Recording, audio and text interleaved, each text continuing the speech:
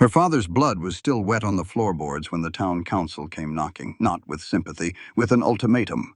Sell the store, pack your bags. We're sending you to an institution where cripples belong. Eliza Hartwell couldn't run. She couldn't fight. Her legs had been useless since she was 15.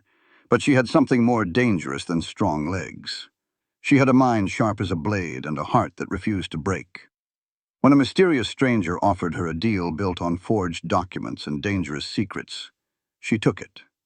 She knew the risks: prison, ruin, death. But the alternative was worse. The alternative was surrender. Then the stranger's past arrived in town. Killers with guns and a grudge that demanded blood.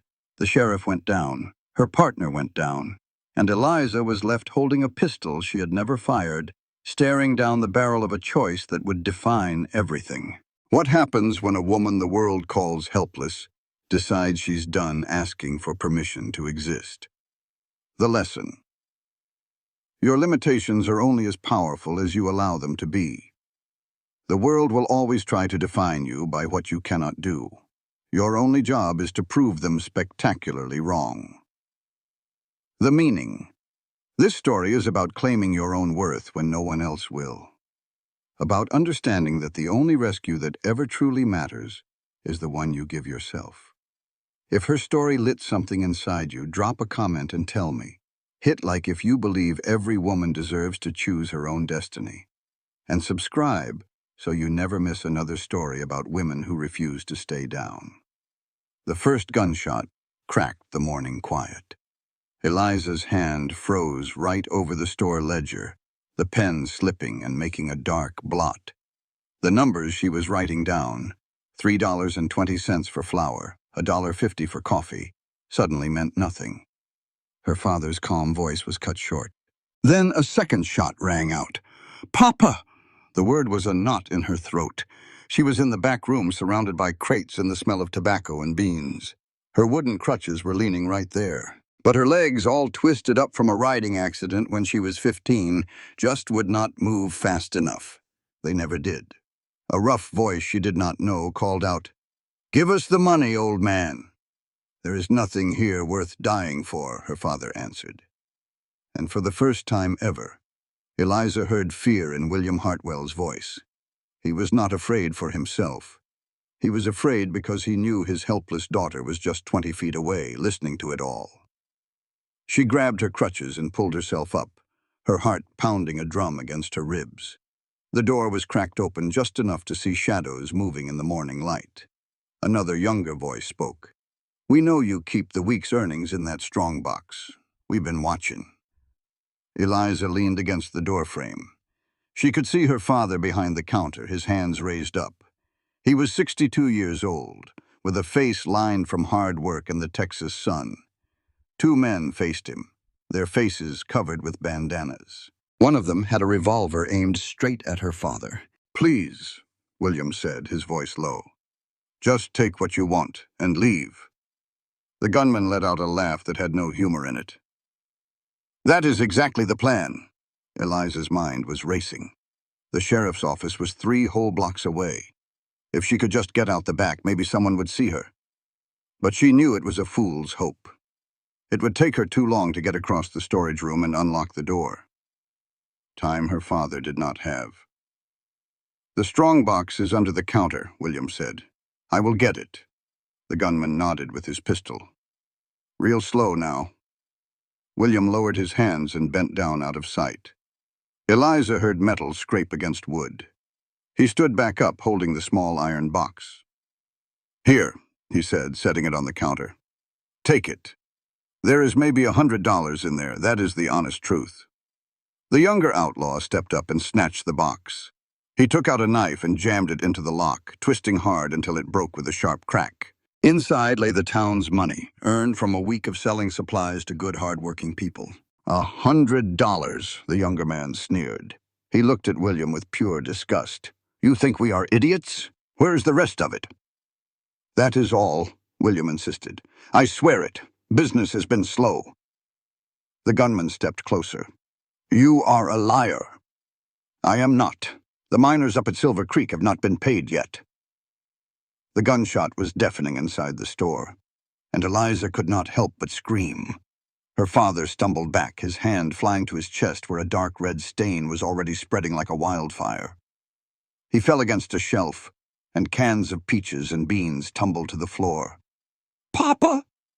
Eliza pushed the door open and scrambled into the main room, her crutches slipping on the floorboards. The two outlaws spun around to face her.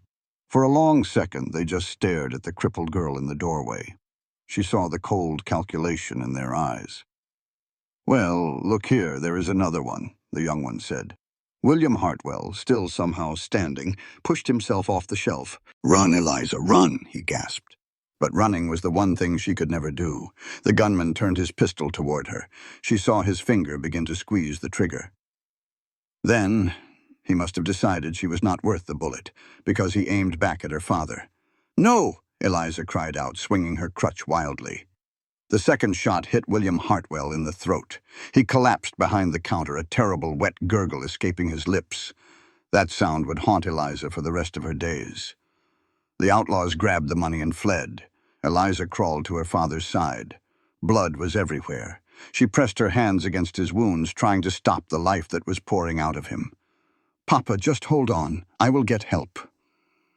But his eyes were already starting to fade. His bloody hand found hers and gave it one last weak squeeze. His lips moved, but no sound came out. "What is it, Papa?" Eliza leaned in close, her tears splashing onto his face. "Love you," he whispered. And then he was gone. Eliza just knelt there on the floor, holding her father's hand. She screamed until her throat was raw. By the time Sheriff Tom Briggs and his deputies got there, she was silent. She just sat on the floor, her useless legs stretched out, cradling her father's body. The sheriff, a big man with a tobacco-stained mustache, took one look and swore under his breath. "Who did this?" he asked. Eliza's voice was empty. "Two men, with bandanas. They took the strongbox. Did you recognize them at all?" She just shook her head. What difference did it make? Her father was gone. Doc Morrison showed up, but all he could do was say what they all knew. After a moment, two deputies gently lifted her father and carried him out. Eliza watched them, not moving an inch. "Miss Hartwell," the sheriff said, crouching down beside her, "I am mighty sorry about your pa. He was a good man." "Yes. Is there anyone I can call for you, someone to come sit with you?" Eliza almost laughed, a bitter laugh. There was no one. Her mother was long gone. She had no other family in Willow Ridge. Her father was her whole world. "No," she said quietly. "There is no one." The sheriff was clearly uncomfortable. "Well, you cannot stay here tonight. This is not a fit place for a lady right now. This is my home." "I know, but—" he motioned toward the blood. "Let my wife fix up a room for you, just for tonight." Eliza wanted to argue, but a deep weariness had settled into her bones. She just nodded. It took 3 men to help her up and get her into the sheriff's wagon. As they rode away, Eliza looked back at the dark windows of the store. The open sign was still hanging there, a cruel joke. Her father's blood was seeping down between the floorboards. Everything is gone, she thought to herself. She had no idea just how right she was. The funeral was 2 days later. Half the town came, mostly because that is just what you did out on the frontier. You showed up for the dead. Eliza sat alone in the front row, a small, broken figure against a gray, unforgiving sky. Eliza Hartwell sat on the front pew, her crutches resting beside her. She was wearing her only black dress, the same one she wore at 15, now let out at the seams to fit her 24-year-old body. Around her, the folks of Willow Ridge sang their hymns. But all Eliza could hear were the whispers. They hissed like snakes in the grass. Poor thing. What's she gonna do now? Can't run that store on her own, not like she is. Someone's got to take her in. But who? She ain't got no family left. Eliza just stared at the simple pine box holding her father. She couldn't get the sight of the blood out of her head, or forget the feeling of his body going heavy in her arms. After the preacher finished, they all walked up the hill to the cemetery. As they lowered the coffin next to her mother's grave, the whispers started up again. She'll have to sell the store. Bank will take it, you watch. Once the last shovelful of dirt was patted down, people started to head home. A few mumbled their sympathies, but most just looked away. Then Thomas Blackwood walked up to her. Blackwood was a town councilman who owned the other bigger general store. He was a man in his 50s who carried himself with the easy confidence of someone who'd never known a day of real trouble. "Miss Hartwell," he said, taking off his hat. "My deepest condolences." "Thank you, Mr. Blackwood. I was hoping we could have a word about your situation." Eliza gripped her crutches tighter. "What situation is that?" He looked around, making sure he had an audience. "Why, the matter of your father's store, and of course your own well-being." "My well-being?" Eliza's voice was flat as a skillet. "The council has discussed it. We feel it's for the best if proper arrangements are made for your care." "I don't need arrangements," she said plainly. "I have a home and a business." Blackwood's smile was slick with pity. "Now, Miss Hartwell, let's be sensible. You can't run that store by yourself. The property is quite valuable, you see, and your father did have some debts. My father's debts are small. The store makes a good profit." "Perhaps when your father was here to run it," he said, shaking his head. "But a young woman, alone, with your limitations. It's just not practical. The council feels the best thing to do is sell the property, pay the debts, and use what's left to place you in the state institution up in Denver. We hear they have fine facilities for people with special needs." An institution. The words felt like a punch to the gut. They wanted to lock her away, out of sight.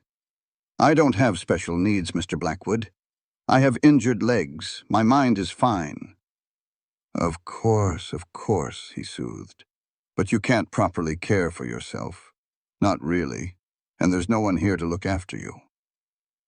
"I've been taking care of myself for 9 years. I handle the store's books. I manage the inventory." "You shuffle around a shop while your father did the real work," Blackwood snapped, his fake kindness gone. "You're a burden, Miss Hartwell. And now that your father's gone, that burden falls on this town." The other council members, Mayor Walsh and the banker Samuel Gates, gathered behind him. They stood like a wall of men who knew best. "The decision is made," the mayor said. "You have a week to pack your things. The store will be auctioned off. You'll be on a stagecoach to Denver 2 weeks from today." Eliza looked at their faces, searching for a spark of decency. She found none. They had already written her off. "You can't do this," she said, her voice shaking. "That's my home." "And now your father is gone," Blackwood said flatly. "You need to face facts, girl. This frontier ain't no place for a cripple." That ugly word just hung there in the air.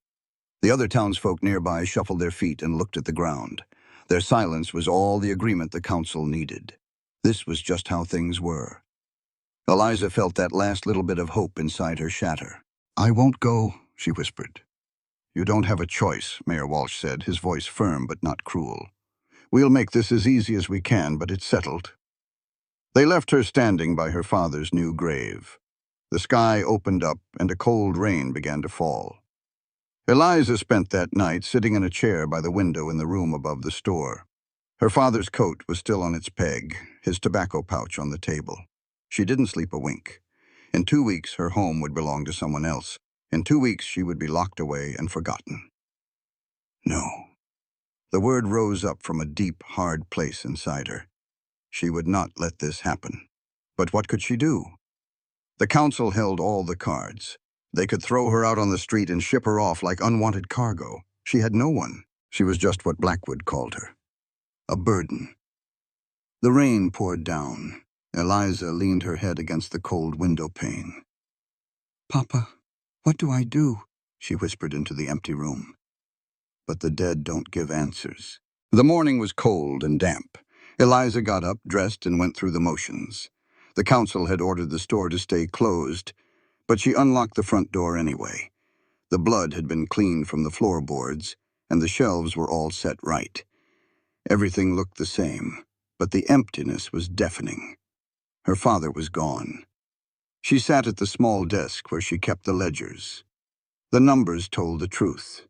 The business was healthy. Her father had been a smart, careful man. The store could provide for her, if only they'd let her run it. The bell on the door jingled. Eliza looked up, ready to say they were closed, but she saw a stranger standing there. He was tall, with broad shoulders and the tough, lean look of a man who spent his life outdoors. His clothes were worn but clean, and a pistol was tied low on his hip. He looked to be in his middle 30s, with a sun-beaten face and eyes the color of a cool creek. But it was the way he looked at her that was different. There was no pity, no disgust. He just looked at her like she was any other person. "We're closed," Eliza said. "Door was unlocked," he answered, his voice low and a little rough. "I need some supplies. Coffee, trail rations, and some ammunition." "The store is closed," she said again. "There's another one across town."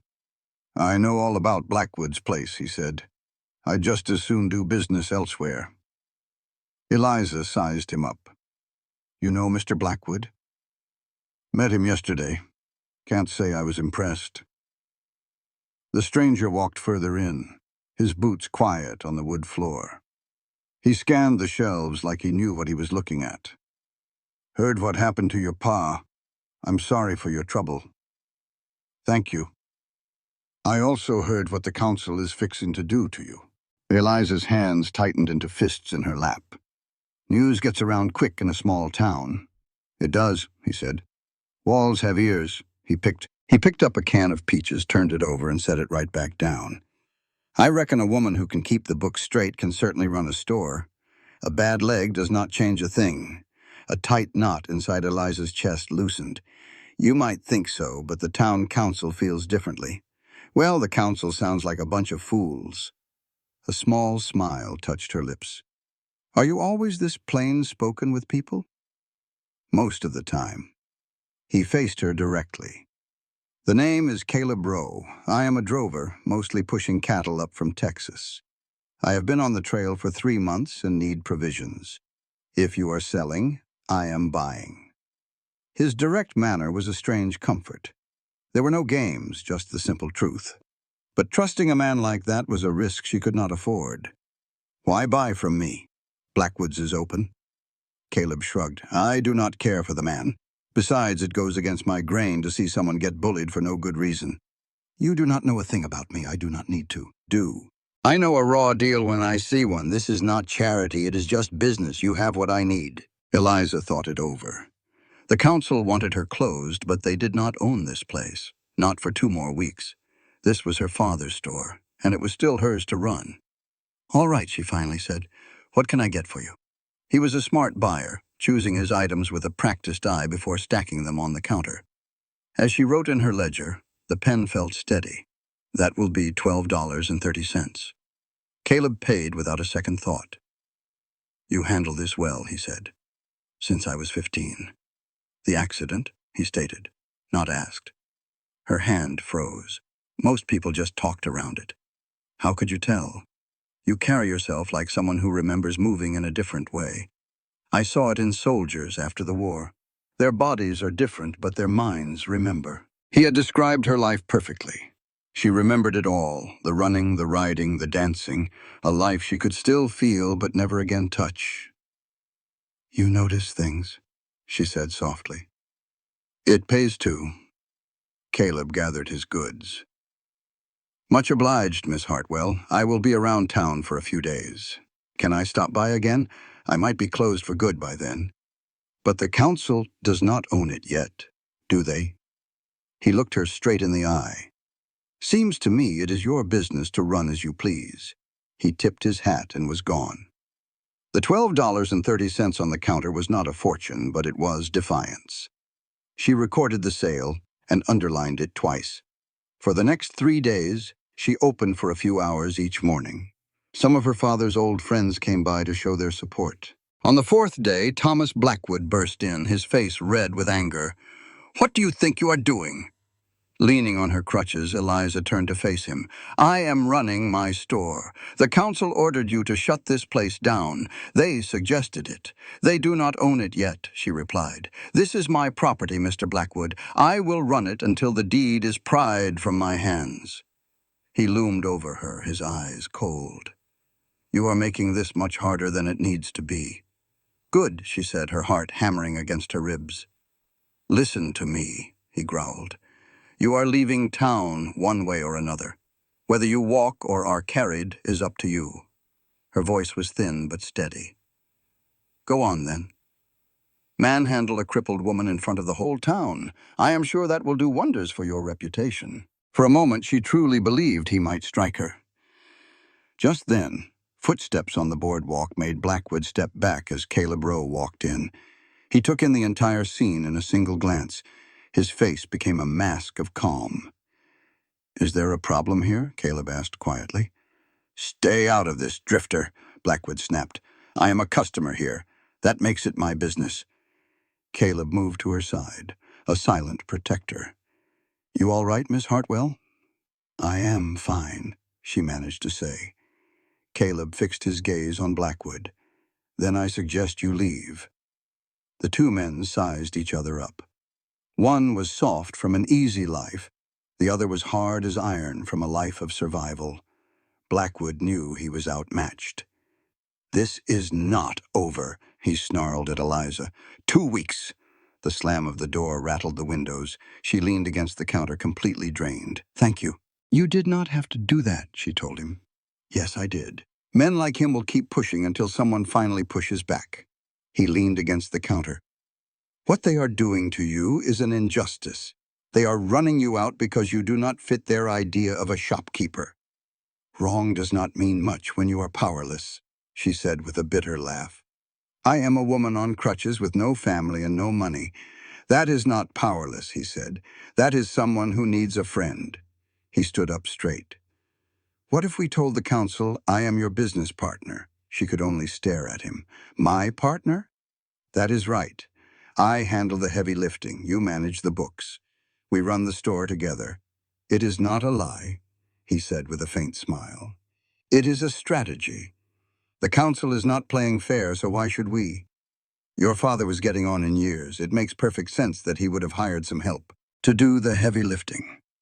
After her father died, it made sense that this partner would step up to run things with the daughter who knew the books. The idea was bold and plain as day. The council should see right through it, but Eliza wondered if they would be too stubborn to look. Why are you doing this? She asked.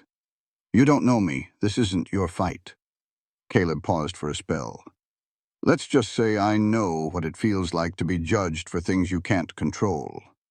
And I know how it is when nobody stands up for you. I'm standing for you now, Miss Hartwell. The question is, are you going to let me? It was a huge risk.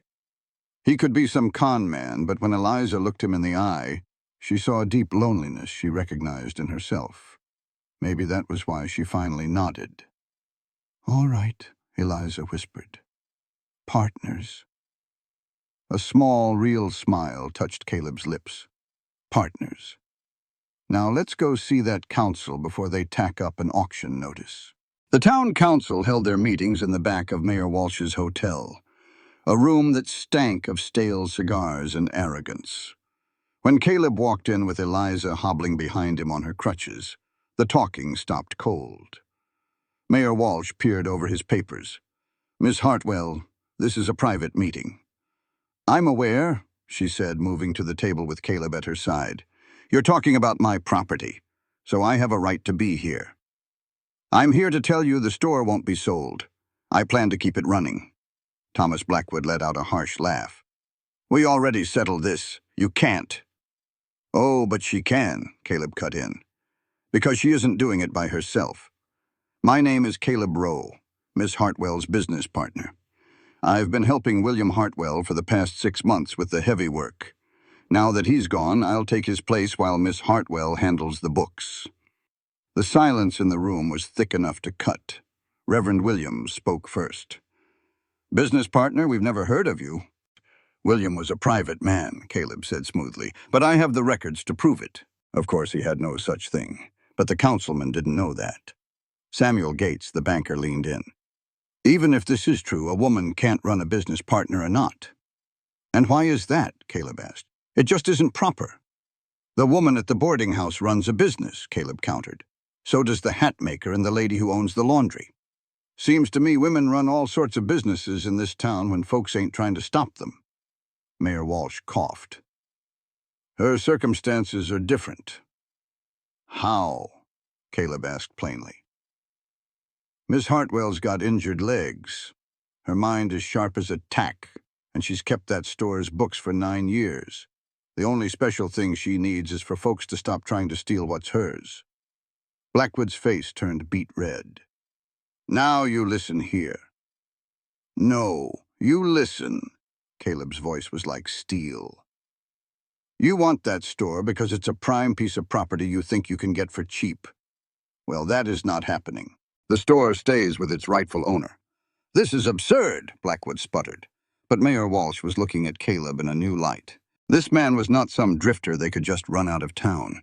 This man knew how to stand his ground. What's your stake in this, Mr. Rowe? The mayor asked. I'm a minority partner. I get 20% of the business for my labor. Miss Hartwell keeps the majority and has the final say.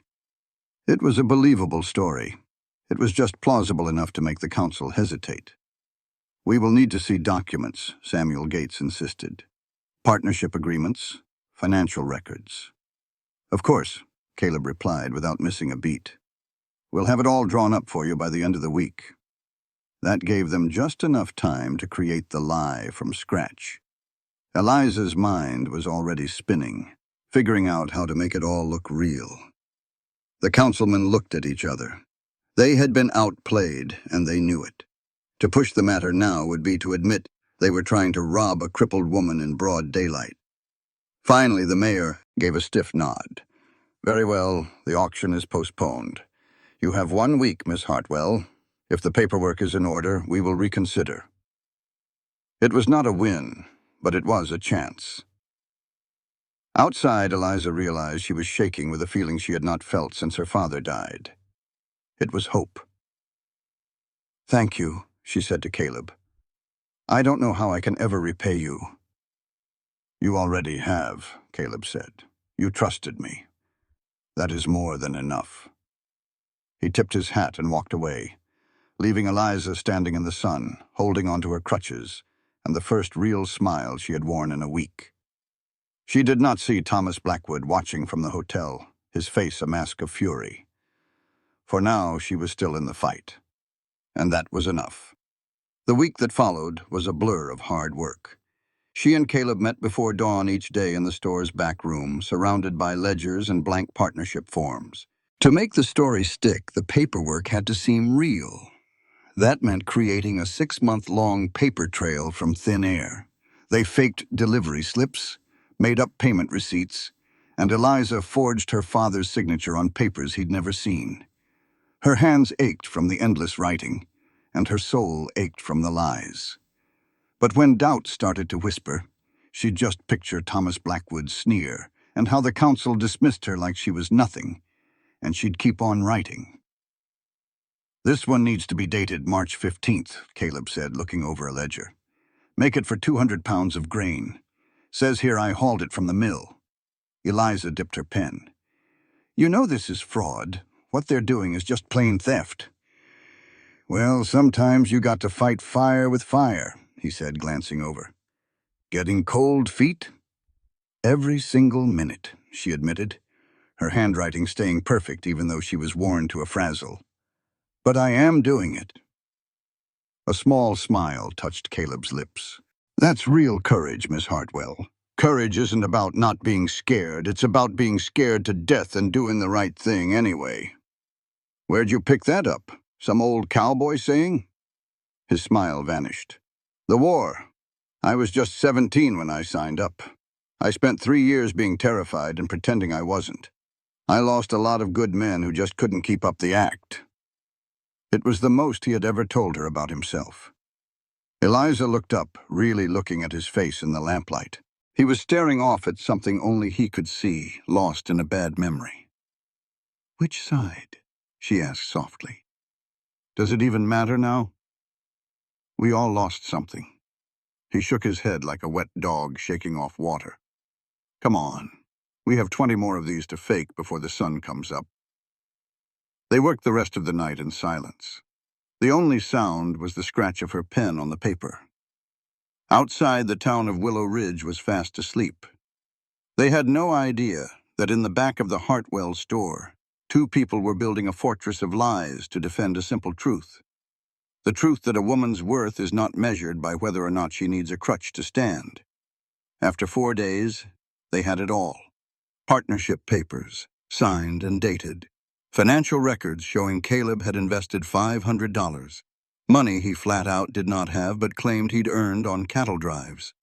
They even had letters of support from Texas ranchers who had never even heard his name.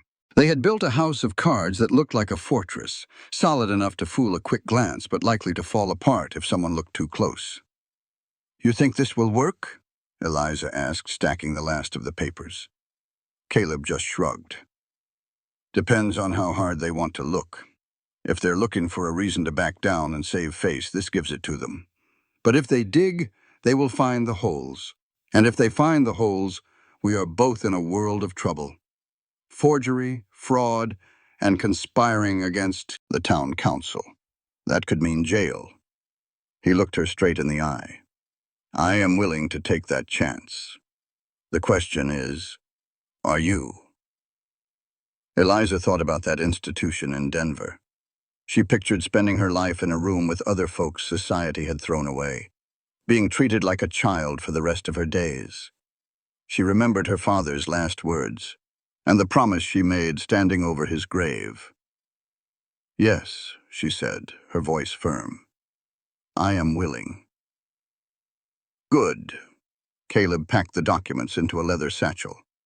Then let's go give those fellas something to chew on.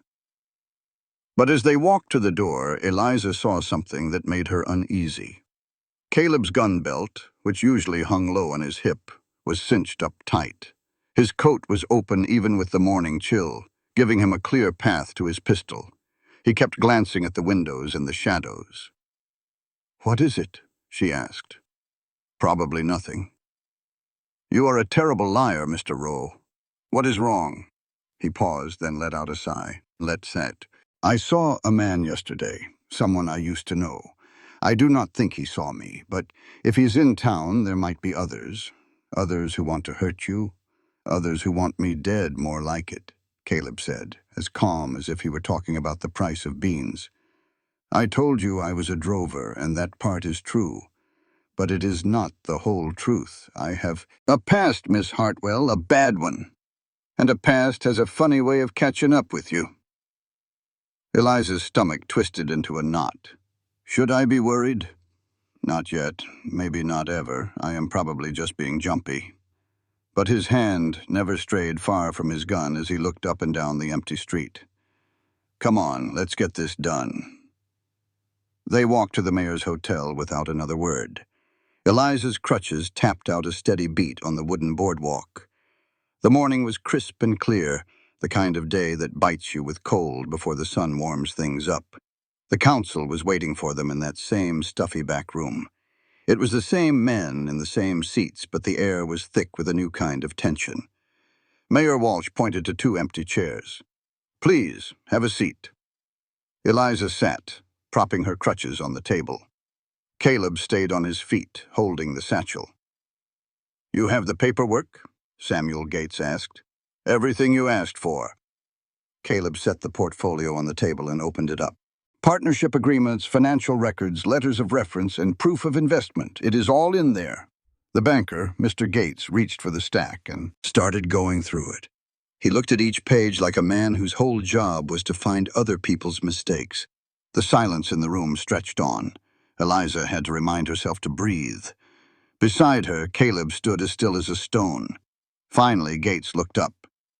Well, these seem to be in order. Thomas Blackwood snatched the papers right out of his hands. Let me see that. He read through every single document twice. His scowl got deeper with every page he turned.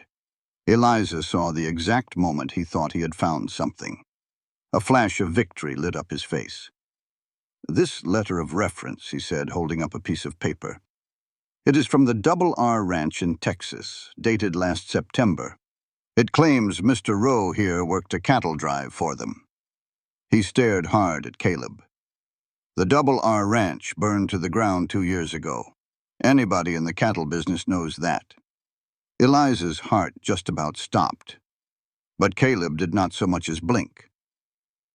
The ranch burned. The owner, Richard Reynolds, did not. He has been running his cattle out of his brother's place ever since. He still uses the Double R brand, and he still signs his letters the same way. You want to send a telegram to check? Be my guest. It will cost you $2. It was a pure bluff.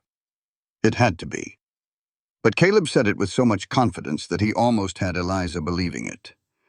Blackwood's mouth hung open for a second. He looked down at the letter again, and you could see the doubt start to creep. And if he sent that telegram and Caleb was telling the truth, Blackwood would look like a fool. But if he let it go...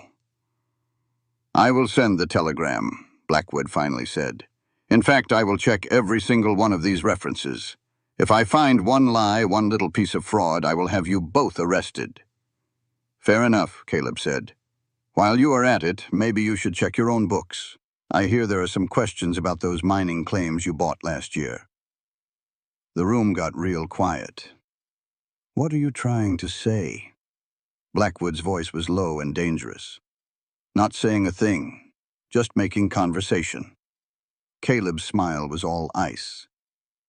"It is funny how fellas who live in glass houses are always the first ones to throw stones." Mayor Walsh cleared his throat loud enough to break the tension.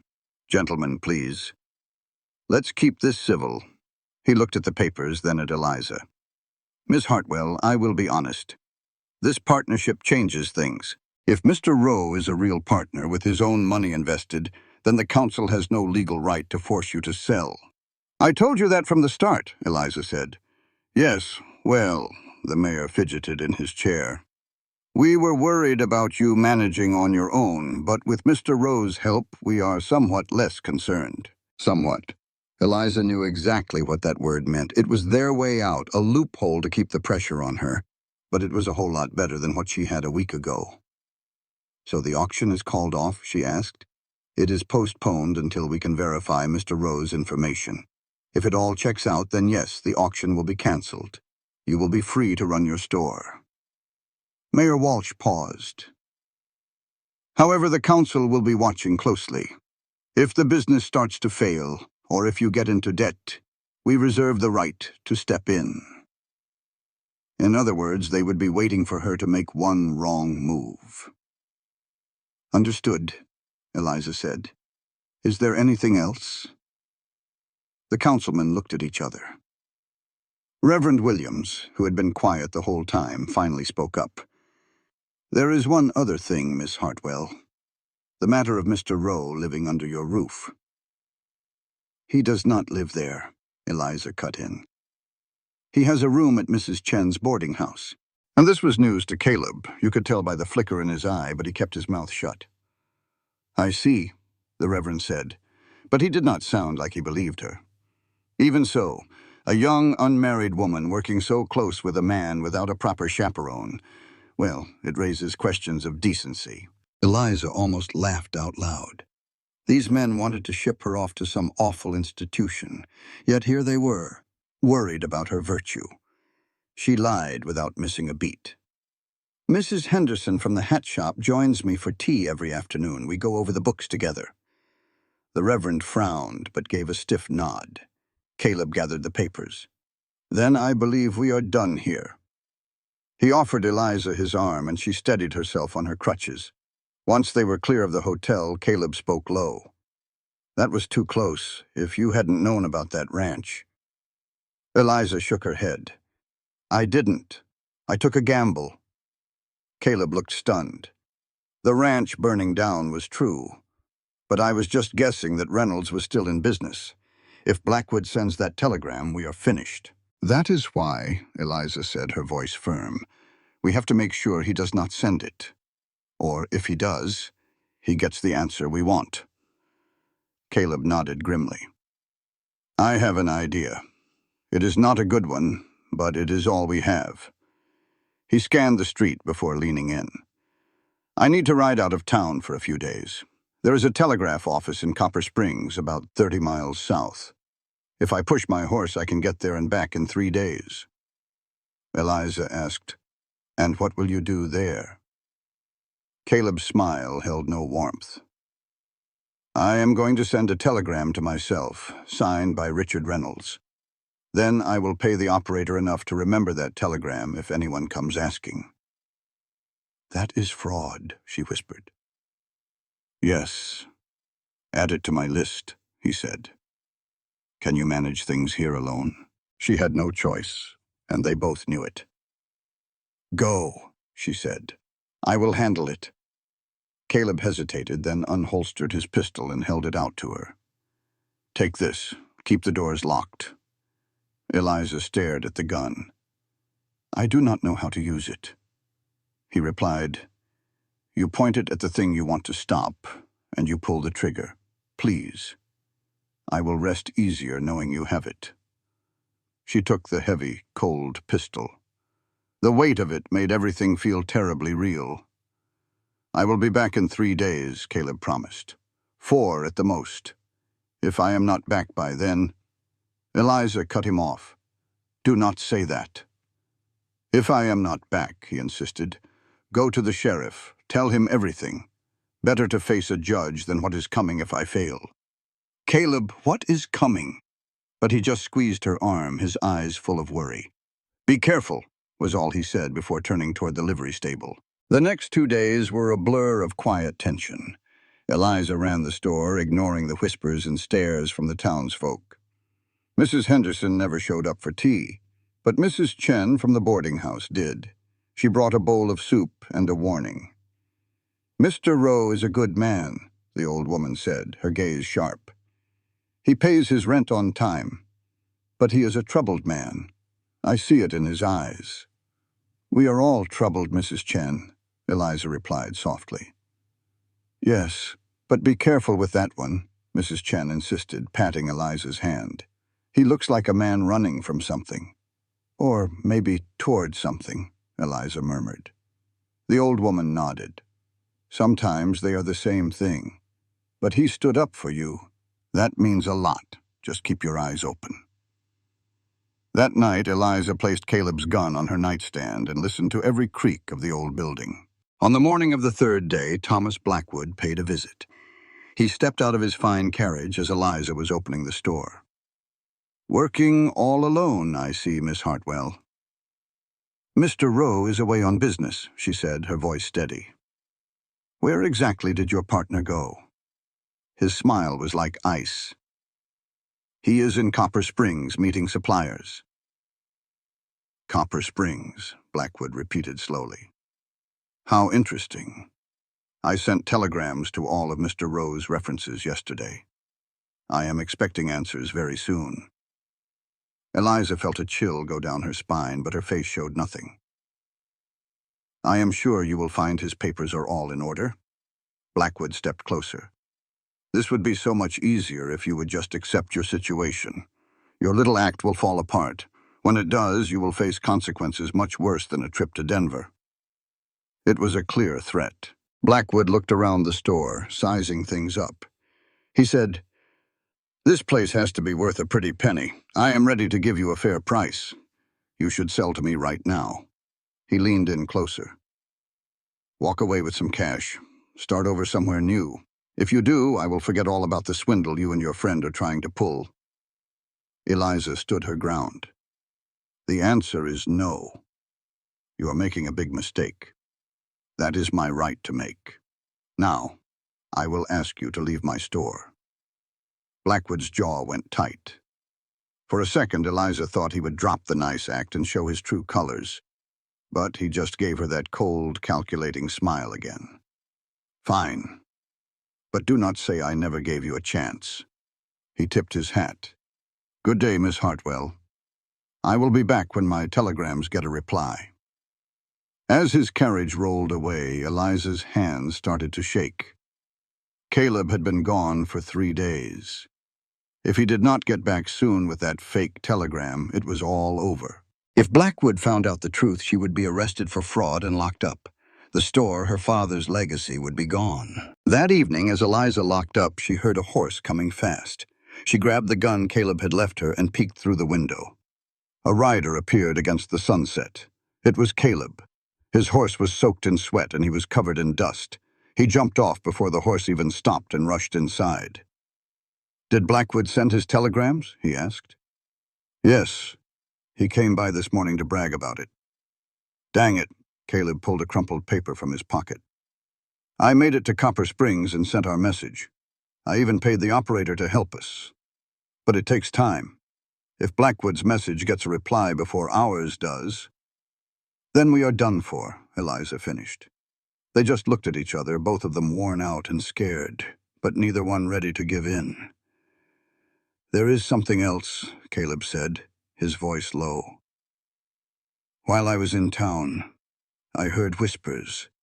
Some men were asking about me, looking for a man who went by the name of Rowe." His hand instinctively went to his hip where his gun should have been.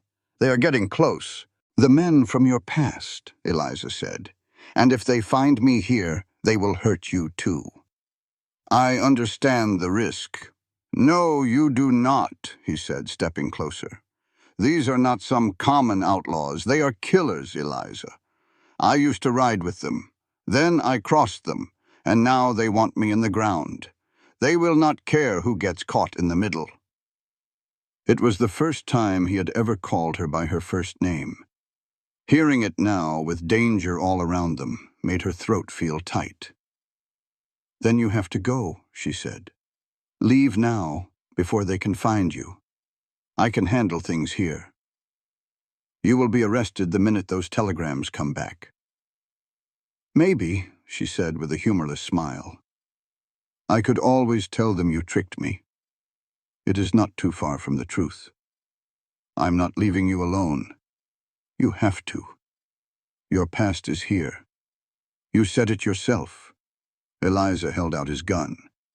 "Take this. You are going to need it more than I will." Caleb did not take it. "If I leave, Blackwood gets everything. The council wins. If you stay, you will die, and I will probably die with you." She pushed the gun toward him again. "Please, I already lost my father. I cannot watch someone else die for me. This is not your fault, is it not? If you had not stopped to help a crippled girl, you would be long gone by now. You would be safe. I would be alone," Caleb said softly. "I have been alone for 5 years, Eliza. Always running, never staying in one place long enough to matter. You reminded me that I could have a purpose." Tears welled up in Eliza's eyes. "Do not talk like that." "Why not? It is the truth." He reached out and took the gun from her, but he just set it on the counter. "I am staying. We started this together, so we will finish it together, no matter what happens." "That is crazy." A small, tired smile touched his lips. "Probably, but I have done a lot of crazy things. This is the first one that feels right." Outside, the sun dipped below the horizon, painting the sky the color of blood. In the growing dark, they stood on either side of the counter, tied together by lies and desperation, and by something else, something new and fragile. "All right," Eliza whispered. "Together." Neither of them saw the man watching from across the street. A man with cold eyes and a scarred face, his hand resting on his gun. They had no idea that tomorrow would bring more than just a reply to a telegram. It would bring a reckoning. The man with the scarred face entered the general store at 10 o'clock the next morning. Eliza felt his presence like a storm rolling in. She looked up and froze. He was tall, with a face that looked like it had lost a fight with a meat grinder. A long scar ran from his eyebrow down to his jaw, twisting his mouth into a permanent sneer. His clothes were dusty from the trail, but his boots were expensive and his gun looked well used. "Can I help you?" Eliza asked, her voice steady despite her pounding heart. The man's eyes scanned the room, landing on her crutches with cold indifference. Then he smiled, which was somehow worse than a frown. "I am looking for someone. a man named Caleb, or maybe Roe. Heard he might be around here. Mrs. Patterson, who had been looking at fabric, made a frightened noise and quickly left the store. "I do not know anyone by that name," Eliza lied. "Is that a fact?" The man walked deeper into the store, moving like a predator. "That is funny," he said, circling her. "Because the telegraph operator back in Copper Springs said a man who looks just like Caleb came through 3 days ago. Paid good money for a message to be sent." A cold dread washed over Eliza. If he knew about the telegram, he knew everything. Their entire plan was falling apart. "I run a busy store," she said. "I cannot remember every person who comes in." "Oh, you would remember Caleb." The man picked up a can of peaches from a shelf. "He used to ride with my crew 5 years ago. He was good with a gun, smarter than most." The smile vanished. "I am sorry, but I cannot help you." "See, I think you can." He leaned on the counter, getting close to her face. "I think Caleb has been here, and I think you know exactly where he is." "You need to leave," Eliza said. Her hand slipped under the counter, closing around the grip of Caleb's pistol. The man saw the movement and let out a laugh. "You fixin' to shoot me, little lady, with them trembling hands? Get out of my store. Or what?" He pointed to the window where a crowd was starting to gather. "You will shoot me in front of the whole town? Go on, little lady, pull that trigger. Let us see what happens." Eliza's finger shook on the trigger. He was right. She had never fired a gun. Killing a man in her own store would ruin everything. Just then, the back door creaked open. Caleb stepped into the room, his own gun already in his hand, his face like stone. "Hello, Dutch." The scarred man straightened up slowly. "Caleb, it has been a long time." "Not long enough." "Now that hurts my feelings," Dutch said with a grin as sharp as broken glass. "After all the miles we rode, that is no way to greet an old friend." "We were never friends," Caleb said, moving to stand in front of Eliza. "How did you find me?" "Same way I always find folks. I ask the right questions, and I pay the right people."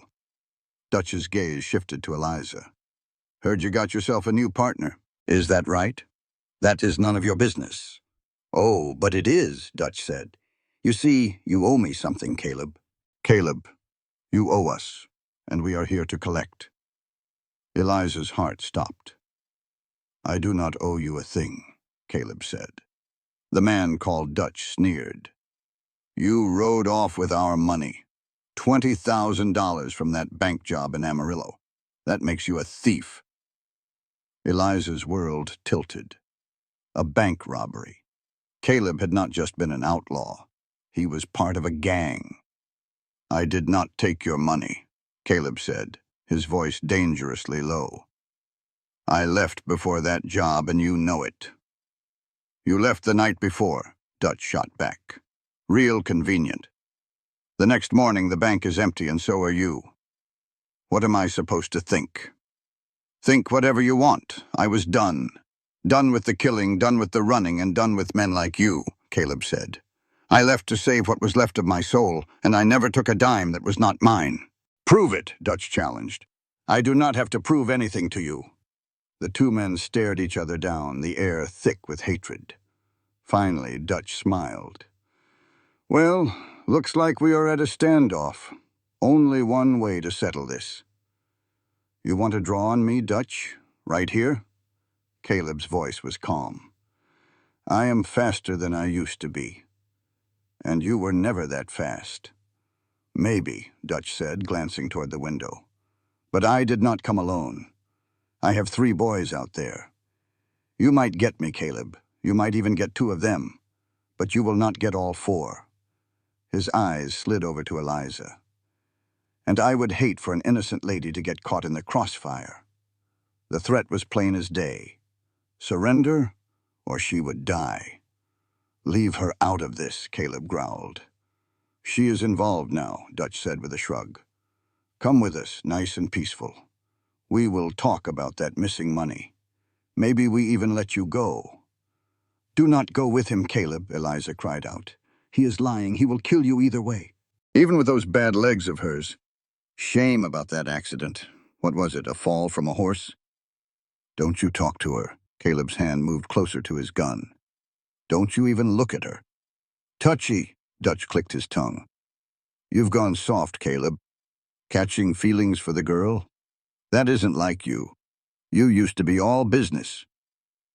This is your last warning, Dutch. Leave now. Or you will what? Shoot me right here in front of everybody? Dutch pointed to the window where more people had gathered.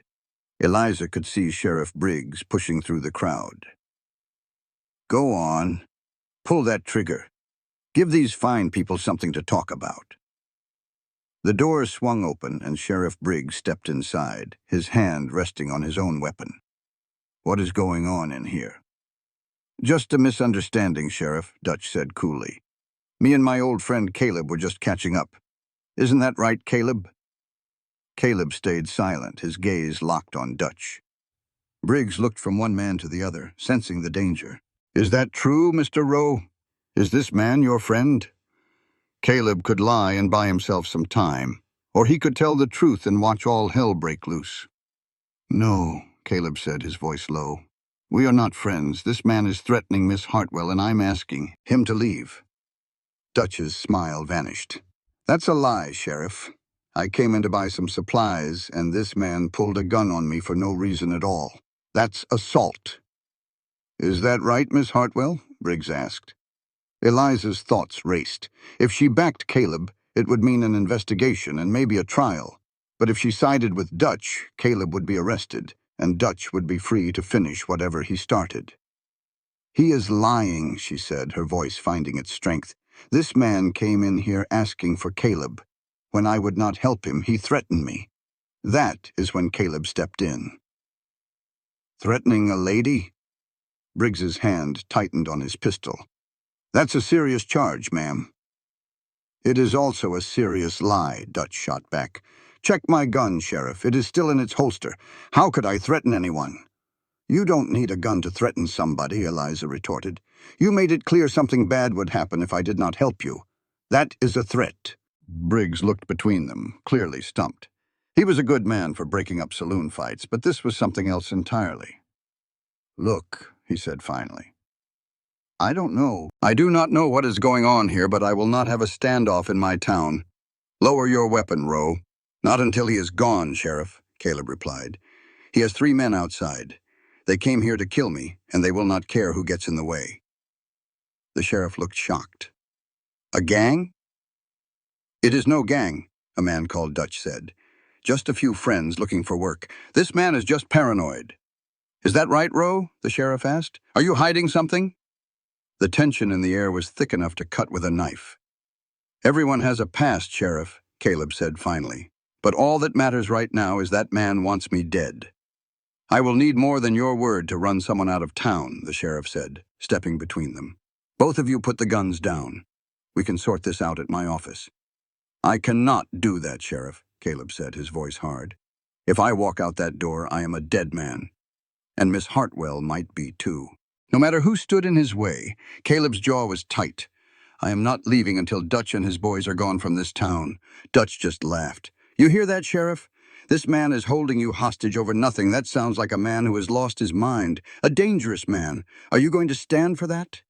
Sheriff Briggs was turning red. He was a man of law and order, and this whole mess was getting out of hand. Mr. Rowe, I will count to 3.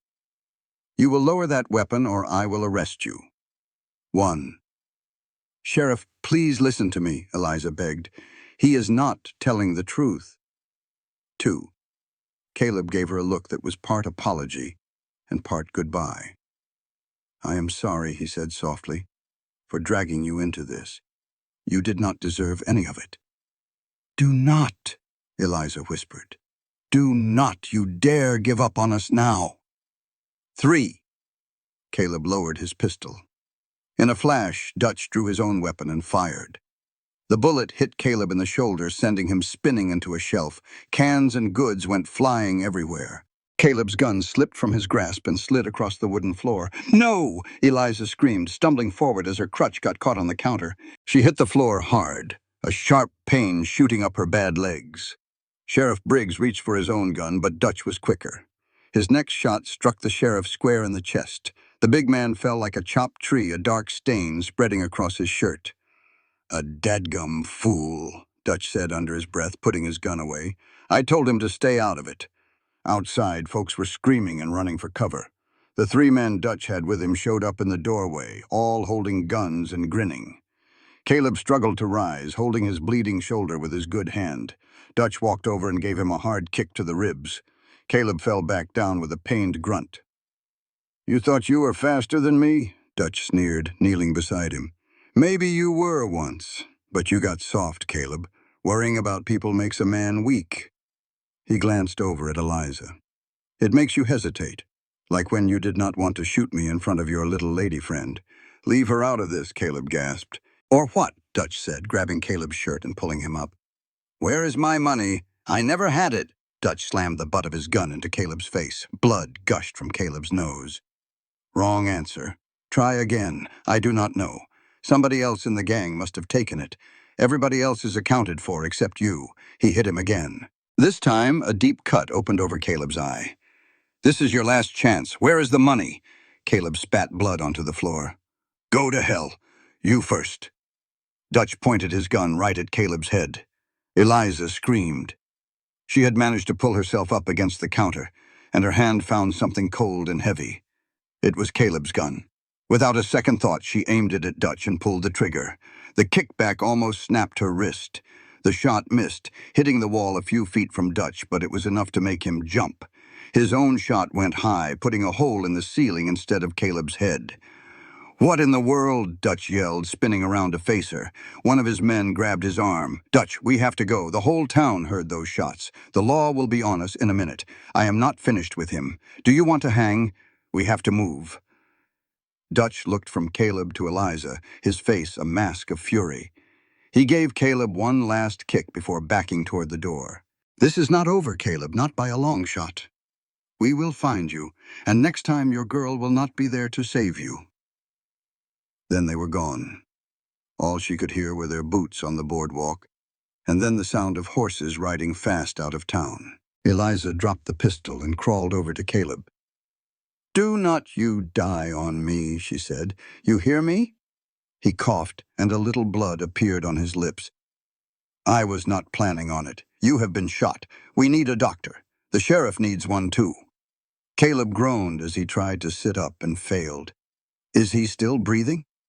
Eliza moved to where Sheriff Briggs was lying in a growing pool of his own blood. She felt for a pulse on his neck. It was faint and weak, but it was there. "He is alive, but just barely. We have to get Doc Morrison." "I am not leaving you," Eliza said. Her voice was weak but stubborn. "Go," Caleb told her. She wanted to argue, but she knew he was right. If the sheriff died, it would be on them. Using her crutches, Eliza got to her feet and made her way to the door. The street outside was pure chaos. She spotted young Billy Fletcher from the stable and grabbed his arm. "Go get Doc Morrison, right now. The sheriff has been shot." Billy's face turned pale. "Shot? Who did it? Just go!" she yelled, and he ran. Eliza turned back and looked into the store. She saw Caleb on the floor, his face as white as a sheet. She saw the sheriff's boots perfectly still. She saw the mess and the blood. A scene of violence that would change their lives forever. Her deal with Caleb had been based on his lies. But in the middle of all this chaos, one thing became crystal clear. She cared for him more than she should. It did not matter if he was a thief or what they said he was. He had stood between her and danger without a second thought. Thomas Blackwood was suddenly standing beside her. "What happened in here?" "Some men came for Caleb," she explained. "They shot the sheriff. And Mr. Rowe? He was trying to protect me. He was protecting all of us." She looked Blackwood straight in the eye. "You wanted to know if he was a good man? Well, there is your proof. A con man does not take a bullet for a crippled woman in a store that barely makes a profit." Blackwood's face gave nothing away. "Maybe," he said. "Or maybe he was just playing the hero to save his own hide. Think what you want. But when you send your telegrams, you should probably mention that he almost died defending our sheriff." Just then, Doc Morrison arrived with his medical bag, his face set and serious. He pushed right past them and went straight to the sheriff, yelling for water, bandages, and whiskey. Eliza just stood in the doorway and watched. She saw them carry Caleb out on a makeshift stretcher, then do the same for the sheriff's large frame. Both men were alive, but she wondered for how long. "Miss Hartwell," Blackwood's voice was low. "Those telegrams I sent?" "The answers came back this morning, before all this trouble started." Her heart skipped a beat. "And?" "Richard Reynolds says Caleb Rowe did work for him. All of his other references said the same thing. Every single one of them checked out." Blackwood waited a moment. "That means your partner is either who he says he is, or he is the best liar I have ever met." Eliza did not know what to say. What if Caleb was both? The truth and the lies were all tangled up. "The town council will meet tomorrow," Blackwood told her. "We will talk about the store, this partnership, and what happened today. Until then, you should get some rest." He turned and walked off, leaving Eliza standing alone in the doorway of her ruined, blood-stained store. The sun was going down, painting the sky with streaks of orange and deep red. In the distance, she heard the sounds of the town trying to piece itself back together. But right here, all was quiet except for the slow drip of blood through the floorboards. Eliza sat down on the doorstep, her crutches beside her, and buried her face in her hands. The tears would not come. She just felt cold and numb, knowing that nothing would ever be the same again. Caleb had a dark past, filled with dangerous men who wanted him dead. And that past had followed him here, putting her life in danger. The smart thing to do would be to walk away, tell the council their deal was off, and let Caleb handle his own problems. But Eliza had never been very smart about the things that truly mattered. She pushed herself back up and limped into the store. There was blood to clean up and a business to save. Tomorrow, she would have to make choices that would decide her future, and Caleb's too. The town had always seen her as a pitiful, worthless woman. But she had just shot at a man to save another. In all the chaos and violence, she had found something she thought was gone forever. She had found the will to fight for what was hers, and to hell with the consequences. That night, Eliza scrubbed the blood from her floorboards by the light of a single lamp, ready for whatever came next. The bucket of water turned from pink to a deep, rusty red. The spreading stains on the floorboards made her stomach churn, but Eliza kept on scrubbing. If she stopped, she would have to think about the gun, the way it kicked back in her hand, and how close she had come to taking a man's life. Mrs. Chen found her there long after midnight. "Miss Eliza," the old woman's voice was soft. "Come now. This will keep till morning." "It can't," Eliza said, her voice hollow. "The council meets tomorrow. They cannot see this. They will say I cannot run the store, that I need a man's protection." "You do need protection. We all do from men like that." Mrs. Chen knelt beside her and gently took the brush from Eliza's raw hands. "But you will not find it by working yourself to the bone. Come. I have soup for you. You need to eat, then sleep. I have to finish." "You need to rest," the old woman said, her eyes kind but firm. "If you wear yourself out, who will be left to fight for what you have built?" Eliza finally looked down at her own shaking hands. She had not even realized. A deep ache had settled into her legs. Mrs. Chen was right. She was running herself into the ground. "How is he?" Eliza asked, her voice barely a whisper. "How is Caleb still alive?" "Doc Morrison got the bullet out of his shoulder. He says Caleb will heal up just fine, though his ribs will be sore for a spell." Mrs. Chen helped Eliza get to her feet, holding her steady. "He has been asking for you." "I cannot see him. Not now." "And why not?" "Because seeing him meant facing the truth. It meant facing the trouble that followed him, the violent men hunting him down. It meant deciding if the man who defended her was worth all the danger he brought with him." "I would not know what to say to him," Eliza confessed. "Then do not say anything.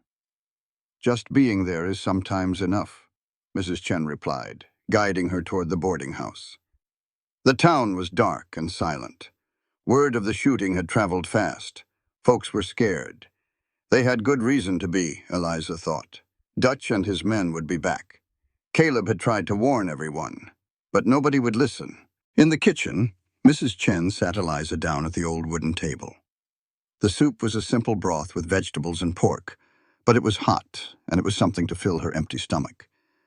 "The council will blame him," Eliza said after a while. "They will say Caleb brought this trouble here." "Are they wrong?" The question stung. "I do not know. He swears he did not steal that money. He says he left the gang before the robbery, but Dutch sure seemed convinced." "Men like Dutch are always convinced of whatever suits them," Mrs. Chen said, refilling her bowl. "The question is not about Caleb's past. We all have a past. The question is if you believe he's trying to build a new future." "Does it matter what I believe? It matters that we do not give up what is ours just because evil men make demands." The old woman's voice was like steel.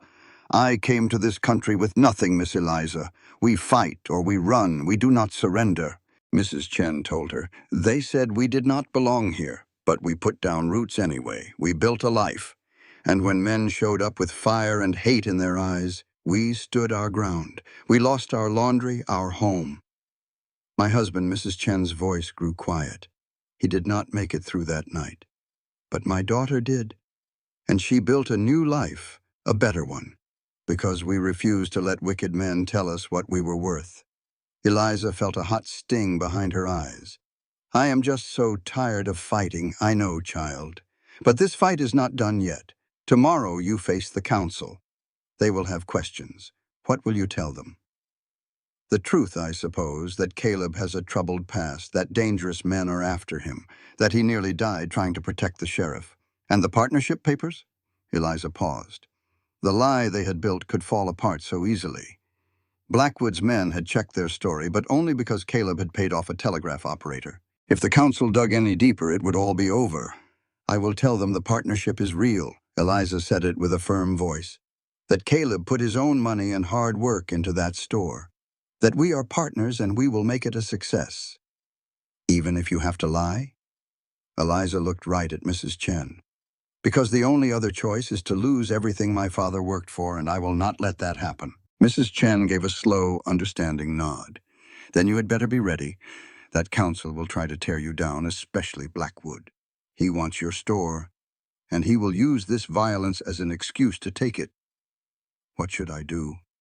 "You remind them that trouble came for the sheriff, too. That it found a good man just doing his job. You tell them that no place is safe when evil comes to visit." The old woman stood up and started to clear the bowls. "And you remind them that you did not run. You did not hide. You picked up a gun, and you fought." Eliza remembered that awful moment. Dutch's pistol aimed at Caleb.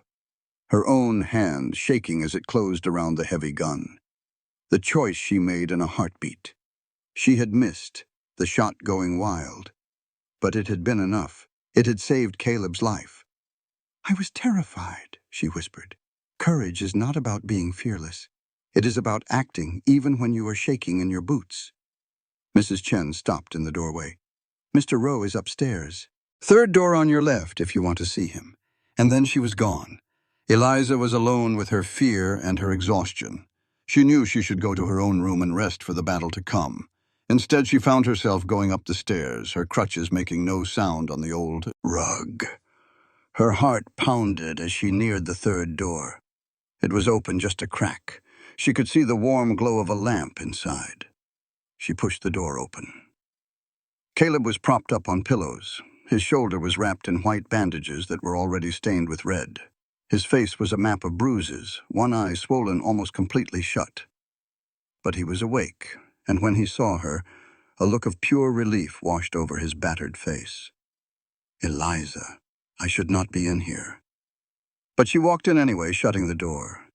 "It is not proper. Since when have you worried about what is proper?"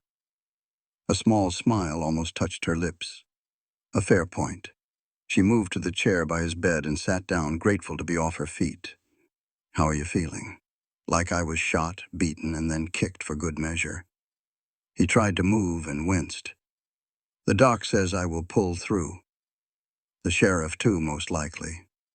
It is because of you. You tried to save him.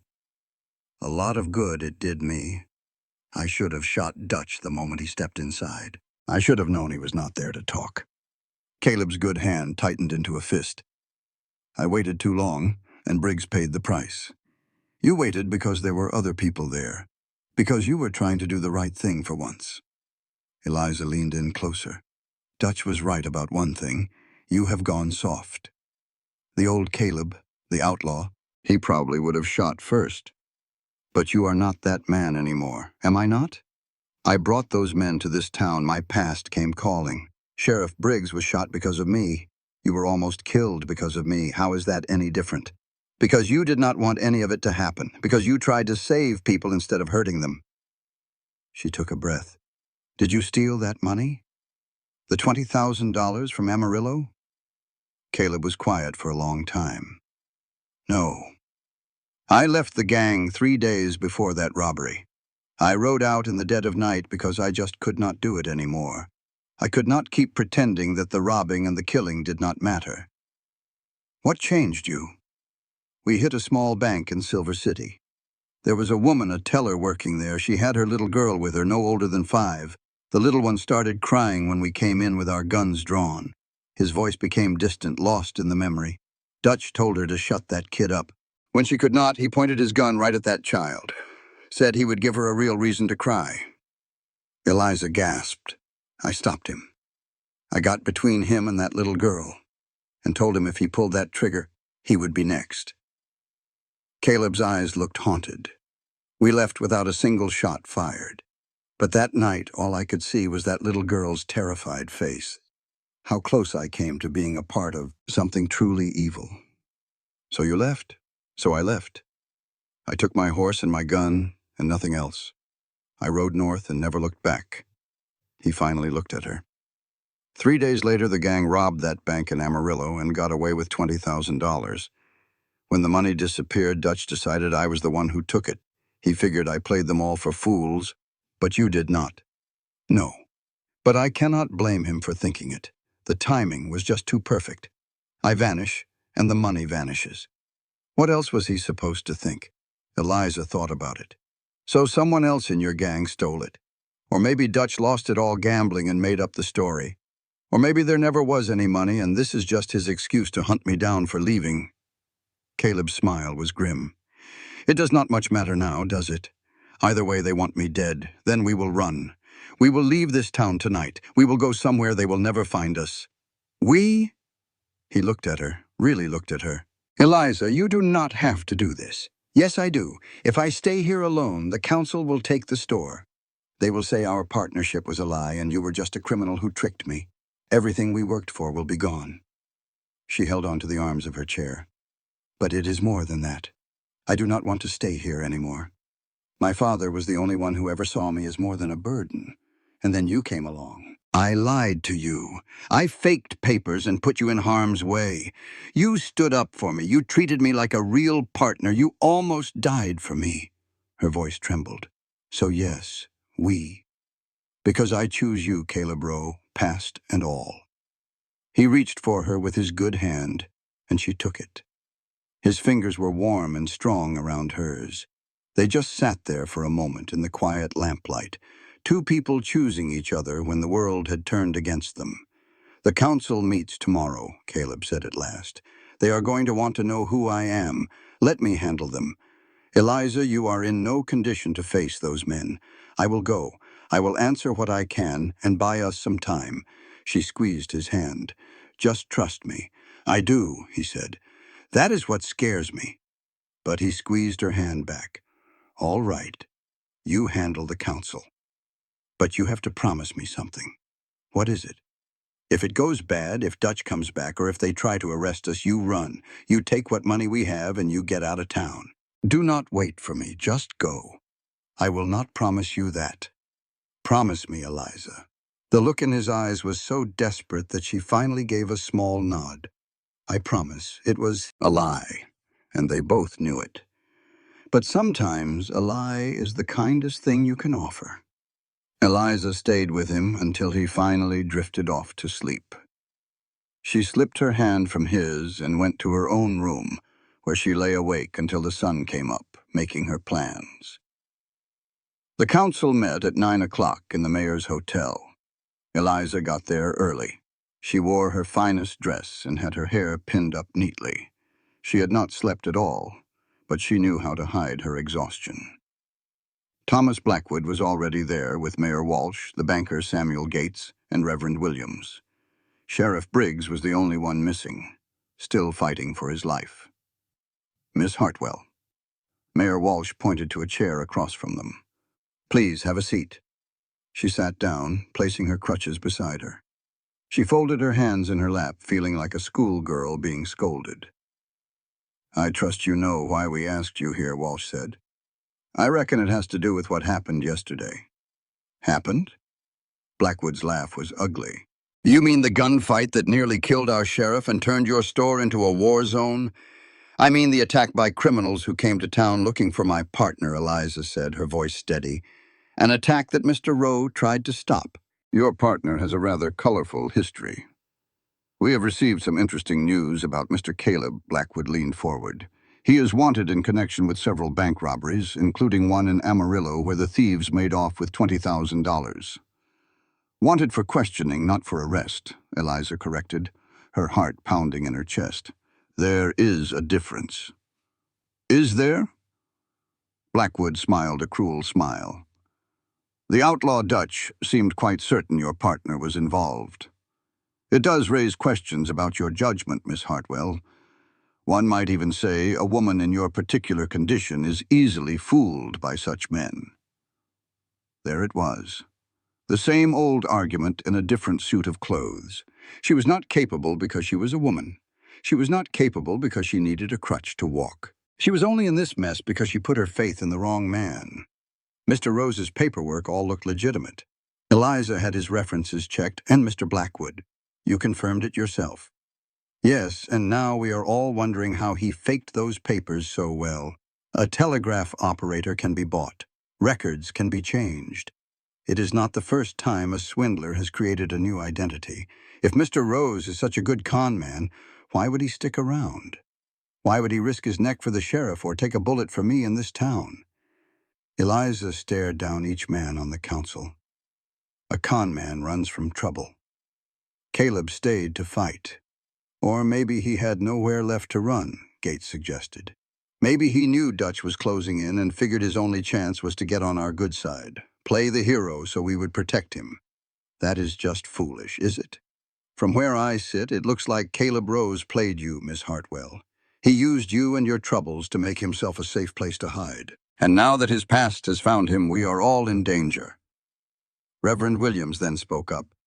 There is also the matter of what is proper. A young single woman working so closely with a man of his character. Mrs. Chen saw you visit Mr. Rose's room late last night with no chaperone. Eliza felt her cheeks burn hot. I was checking on him after he had been shot. In his bedroom near midnight. You understand how that appears? I see that you are all more worried about appearances than you are about a sheriff being shot in cold blood. Eliza's voice grew louder, though she tried to stay calm.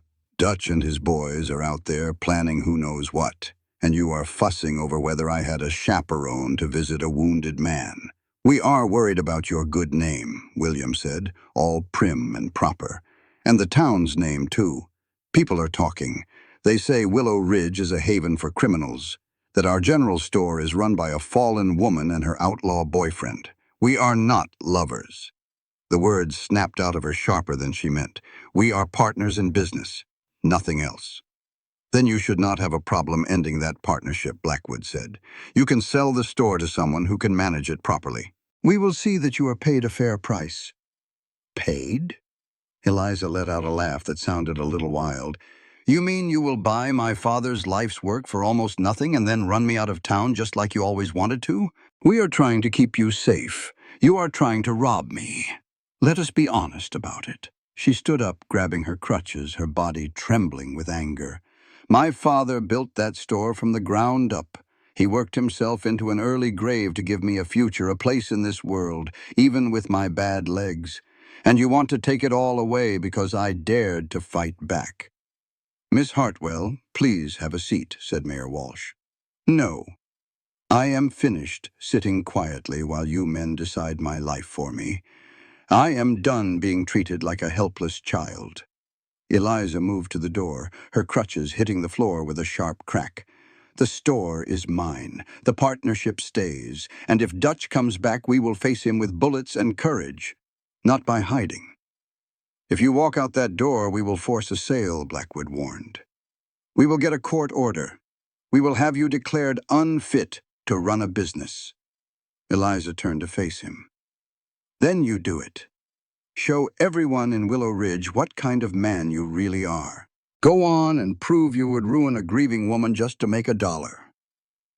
She was gone before they could say another word, her heart pounding like a drum. She had just declared war on the most powerful men in Willow Ridge.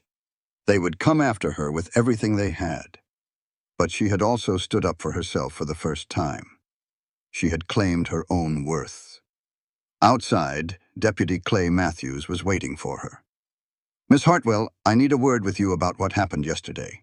If this is about Dutch, I plan to press charges. It is about pressing charges against you and Rose for fraud. Matthews looked uneasy. The town clerk checked those partnership papers you filed. He called the notary whose seal was on them. Turns out that notary has been dead for 6 months. The ground seemed to fall away from under her. Eliza grabbed the porch rail to keep from falling. I do not understand. The papers are fakes, forgeries. That means you and Rose lied to the council. Matthews pulled out a pair of handcuffs. I am mighty sorry about this, Miss Hartwell, but I have to place you under arrest. Everything she had fought for, the store, the partnership, her future, it all came crashing down. It was all built on a lie that had just been uncovered. She thought about running, then she just held out her hands. All right, Deputy, let us get this over with. As Matthews put the cold iron on her wrists and led her to the jail, the townspeople just stared and whispered. A strange quiet settled over Eliza. She had fought her fight. She had lost. But at least she went down swinging. That felt like a small victory. The jail cell was damp and smelled of hopelessness. Eliza sat on the small cot, her crutches beside her, and just stared at the iron bars. She had been in there for 3 hours. She was a criminal now, a forger. Everything the council thought about her had just been proven right. The door creaked open. Someone was walking toward her, slow and uneven. It was Caleb. He leaned against the bars, his face pale and bruised, his bandaged shoulder bleeding through his shirt. You should not be walking around, Eliza said, and you should not be in a jail cell. His voice was raw with pain. I told Matthews it was all on me, the fake papers, all of it. I told him you knew nothing about it. And he believed you? No, he said you were too smart not to know what was going on. We were in it together, plain as day. Caleb held on to the bars with his good hand. I am so sorry. I never wanted this to happen. Yes, you did, we both did. We knew what we were risking. Eliza stood up and walked closer to him. So what now? The judge gets here in 2 days. Matthews says we will both be charged. Fraud and conspiracy. We could get 5 years in the territorial prison. 5 years. Eliza could hardly imagine it. 5 years locked up, her father's store gone forever. She would be nearly 30 years old with a criminal record when she got out. There is another way, Caleb said softly. Matthews went out for a drink. He left the keys sitting on his desk. We could be 10 miles down the road before he even knows we are gone. Eliza looked at him, surprised. You want to escape? Add breaking out of jail to our list of crimes? I want to live. We are not getting a fair trial in this town, Eliza. Blackwood has the judge in his pocket. He will make sure we are put away for a long, long time. Our only real chance is to run. Run where? They will just send marshals after us. We will be wanted for the rest of our lives. Better to be wanted than to be in a cage. Caleb's eyes begged her. Please, we can go west. Change our names and start over where no one knows us. Maybe Montana or Oregon, someplace they will never find us. It was a tempting thought.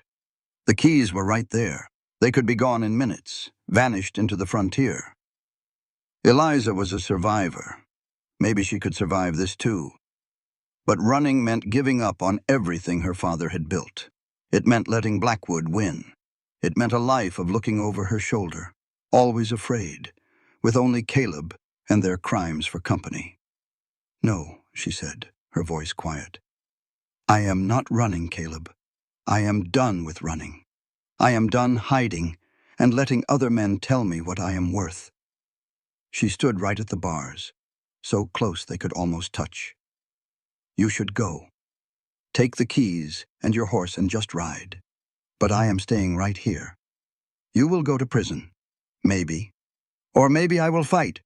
Maybe I will raise such a fuss that Blackwood cannot just sweep me under the rug." Her voice got stronger. "I shot at a man yesterday, Caleb. First time I ever fired a gun in my life. And you know what?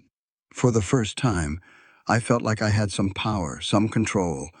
I am not giving that up just to run and hide." Caleb just stared at her for a long time. Then a slow, broken smile spread across his bloody face. "You are either the bravest woman I have ever met, or the craziest." "Can I not be both?" "Yeah, I reckon you can." He reached for her hand through the bars. "All right, we stay and fight. But we have to be smart about it. We need something to hold over Blackwood to make him back down." "Like what?" "He holds all the cards." "Not all of them. Every man like that has secrets. I heard whispers back in Copper Springs, rumors about Blackwood bribing federal land inspectors. He had them certify worthless mining claims as valuable, then sold shares to investors back east." "That is fraud, federal fraud." "Exactly. If we can prove it, we can show the council their fine businessman is just as crooked as they claim we are. He drops the charges, and we keep quiet about his little scheme." "That is blackmail." "No, ma'am," Caleb said, squeezing her hand. "That is survival." Just then the outer door banged open, and Deputy Matthews staggered in, smelling of whiskey. Behind him was Mrs. Chen, her face a mask of determination, carrying a small basket. "I brought food for the prisoners," the old woman announced. The deputy said it was allowed. Matthews just waved a hand at them. "Fine, fine, just be quick about it." Mrs. Chen came to Eliza's cell and passed the basket through the bars. Hidden beneath a cloth napkin and some bread was a folded piece of paper. Eliza took it without a word, tucking it away while she looked over the food. "You are a kind woman," Eliza said loudly. "Thank you for this." "Everyone deserves a little kindness," Mrs. Chen said, her eyes flicking toward the deputy. "I told some folks in town what happened. Many are not happy. They think the council is being too harsh." "That is nice to hear, but I doubt it will change anything." "You might be surprised what people can do when they are riled up," she said, patting Eliza's hand. "Have faith. The truth has a way of finding the daylight." After she was gone, Eliza carefully unfolded the paper. It was an old water-stained document, a contract between Thomas Blackwood and a land inspector. In exchange for $500, the inspector had agreed to certify 3 mining claims as having high-grade silver ore, even though he knew they were worthless. And at the bottom of the page was Blackwood's signature, big and bold. Eliza held the paper up so Caleb could see it through the bars. His eyes went wide. "Where did she get this?" "I have no idea, but it is exactly what we need." Eliza's mind was racing. "If we show this to Mayor Walsh—" "Walsh is probably in on it," Caleb interrupted. "Him and Gates, too. They're all likely getting a piece of the profit." "Then we need to go higher," Eliza said, "to the territorial marshal, who will not get here for weeks. The judge arrives in 2 days." They were so close, yet the proof in her hand felt useless. Everyone with power in Willow Ridge was crooked. Then Eliza had an idea. The telegraph. We can send a wire to the marshal's office in the territorial capital. We tell them we have proof of fraud. Matthews will never let us near the telegraph. No, Eliza agreed, a small smile forming. But Mrs. Chen might. Eliza stepped to the bars and called to the lawman. Mr. Matthews, I need to get a message to Mrs. Chen to thank her for the meal. Would you be so kind as to take a note to her place? Matthews glanced over, looking bothered. I am not your personal errand boy, Miss Hartwell. Please, sir. It would mean the world to me. She has been so decent, and I want to show my thanks. Maybe it was the liquor, or maybe the deputy was not as tough as his job demanded. He let out a long sigh and pulled out a scrap of paper. Make it fast and do not try any tricks. Eliza wrote with care. The words seemed harmless, but anyone smart would read between the lines. She thanked Mrs. Chen for her goodness. She wrote how the bread reminded her of what her father used to enjoy.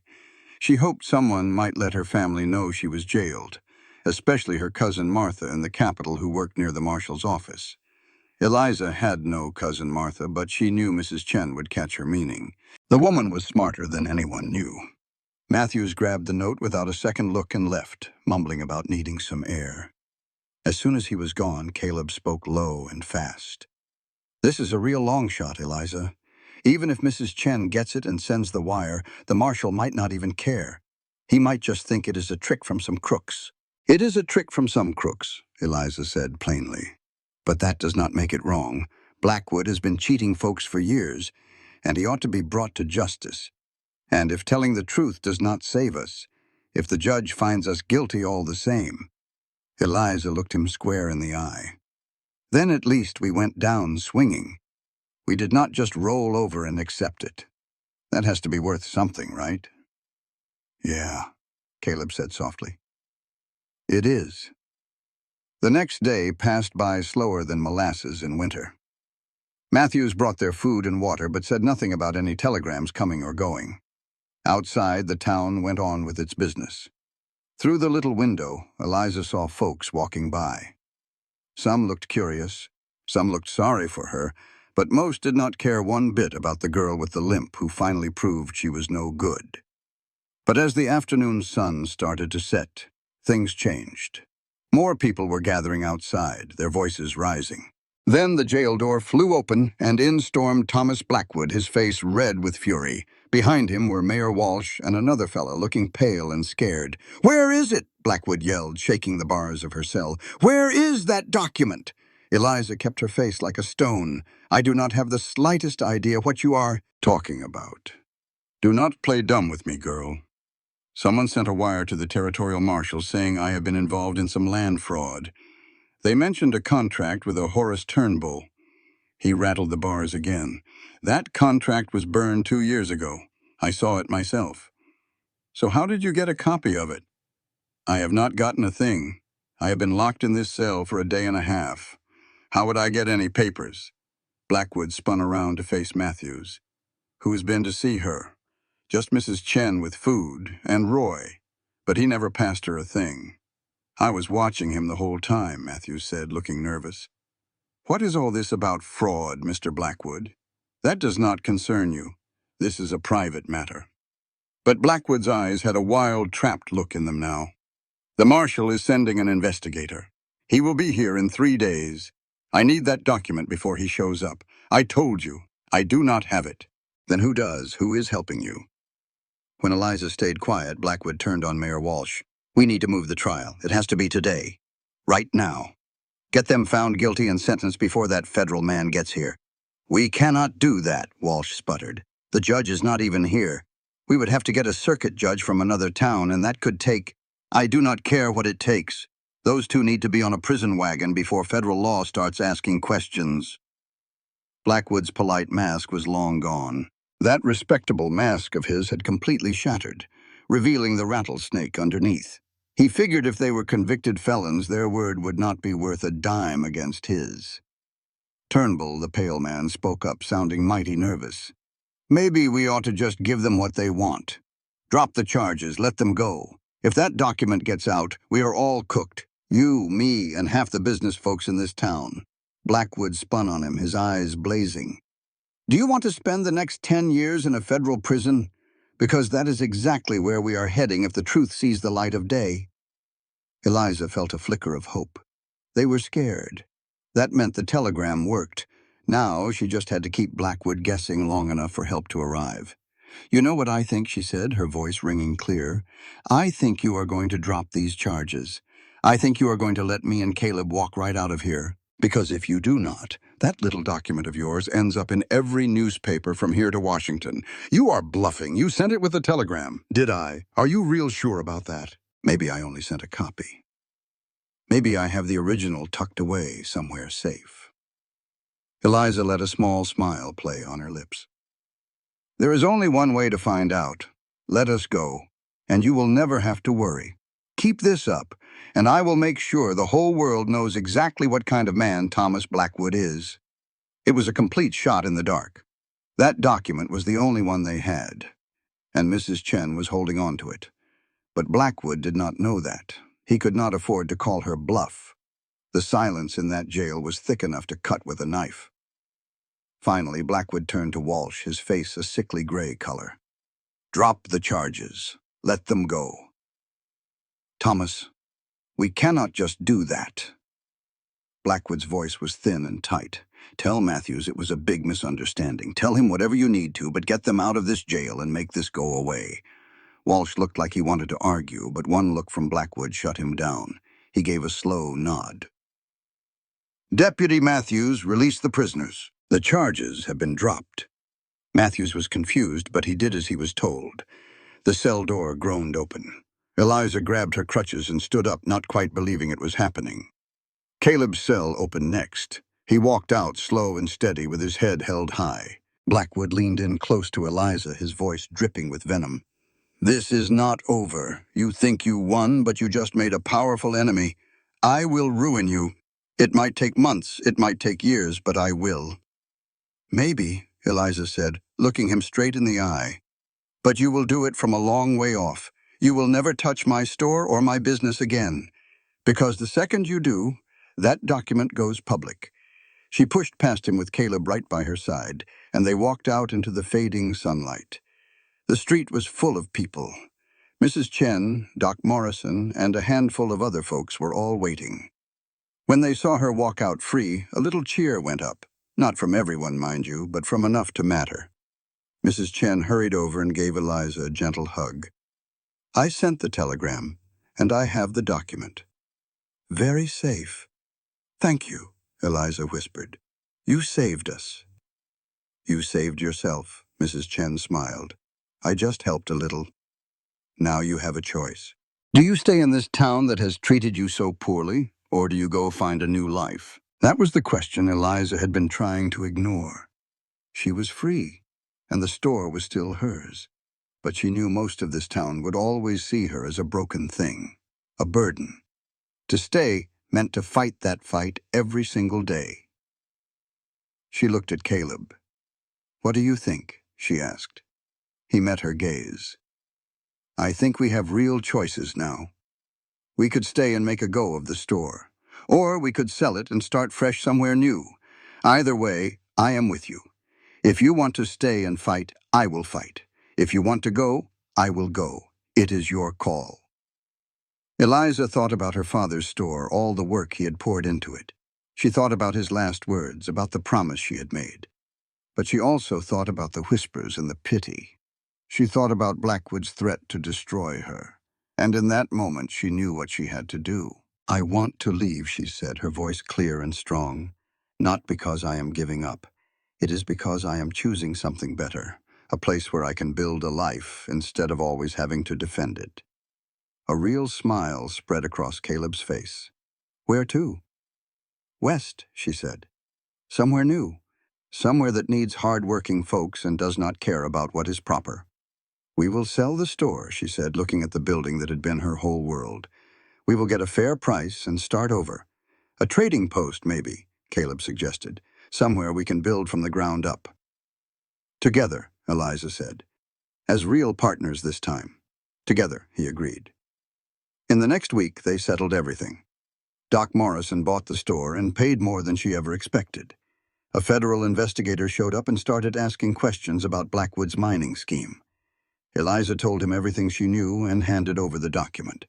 She felt a deep satisfaction watching Blackwood's world begin to fall apart. On the morning they were set to leave, Eliza went to her father's grave one last time.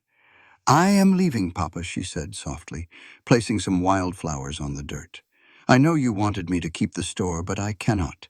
This town will never see me as anything more than a cripple." She touched the simple headstone. "I hope you understand.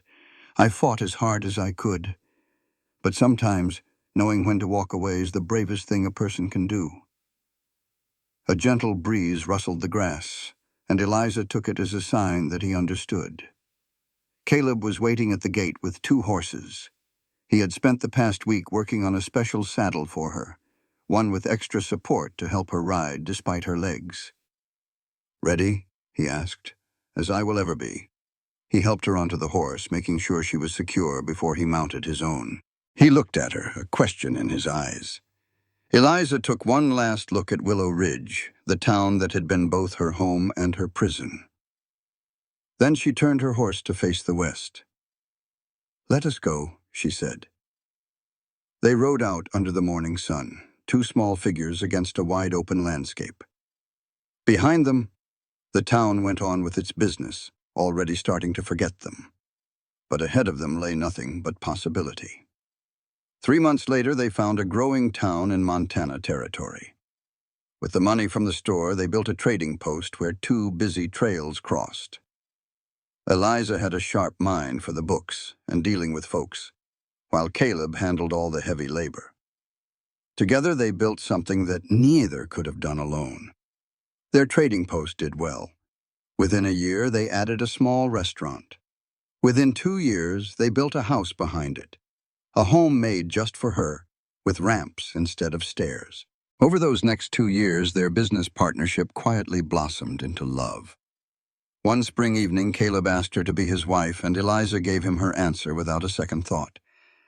They married right there in the trading post, surrounded by the very folks who had watched them build their life. Nobody saw a woman with crutches or a man with a past. They just saw 2 people who fit together perfectly. Their post became the heart of the town, where they raised a daughter with her mother's fire and a son with his father's steady calm. They taught their children that a person's value is measured by their courage, not their circumstances. Dutch and his gang became a faded story, a chapter Eliza never felt the need to finish reading. Some nights, after the children were asleep, they would sit on the porch and watch the stars blanket the sky. "Do you ever regret it?" Caleb asked softly one evening. "Leaving it all behind?" Eliza looked at their home, at the thriving business, at the good man beside her. She thought of the girl who believed her whole world was defined by her broken legs. "No," she said, her voice full of certainty. "Back there, everyone else decided who I was. Out here, I got to choose for myself. I would not trade that for anything." Caleb took her hand in his. "I am mighty glad you chose this life." They sat in peaceful silence, 2 souls the world had once discarded, who had built something real and true. This land was hard, but it was honest. It only cared about your will to try. Carried the scent of pine and new beginnings. Eliza, the woman they once called broken, smiled in the darkness. She knew deep in her bones she was home. This life was not something she was given. She had laid claim to her own worth and carved out this space with sheer determination. Caleb had lifted her onto his horse and helped her ride away from a life of ruin. But she was the one who chose to keep going forward. In the end, Eliza knew she had saved herself, and that was the only rescue that ever truly mattered. This content was carefully researched, developed, and manually edited by our team to deliver meaningful stories with valuable life lessons. Every narrative is crafted to entertain, inspire, and empower our audience. We believe that great stories can change lives, and we are committed to bringing you content that matters. Thank you for being part of our community.